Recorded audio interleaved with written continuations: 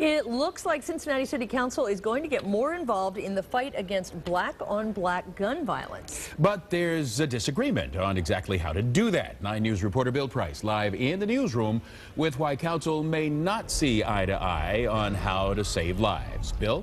Clyde, City Council member Chris Smitherman wants the council to hold hearings to find a comprehensive way to combat the recent increase in shootings in some minority neighborhoods in the city. But fellow member Cecil Thomas says council doesn't need to do that because he has a much simpler answer.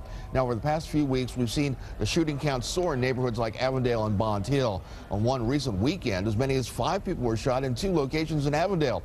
While council member Thomas says funding for the Cincinnati Initiative to Reduce Violence, or CIRV, needs to be increased, Councilmember Smitherman says the city should enlist groups beyond the police and CIRV to try to fight back. As the weather warms up this weekend, I'm very, very concerned that the violence is going to escalate. So I'm trying to get an understanding of what are we going to do as public policymakers. The 9 of us, we all agree it's a problem.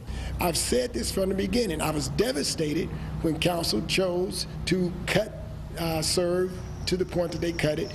I've managed to get some of it back, but there are parts of the methodology that is not in place because of the cuts.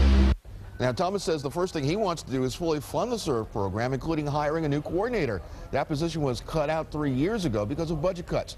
Now, Thomas hopes that he can work with Smitherman and other members of council not only to restore CIRV funding, but also look for other solutions to gun violence here in Cincinnati. Clyde.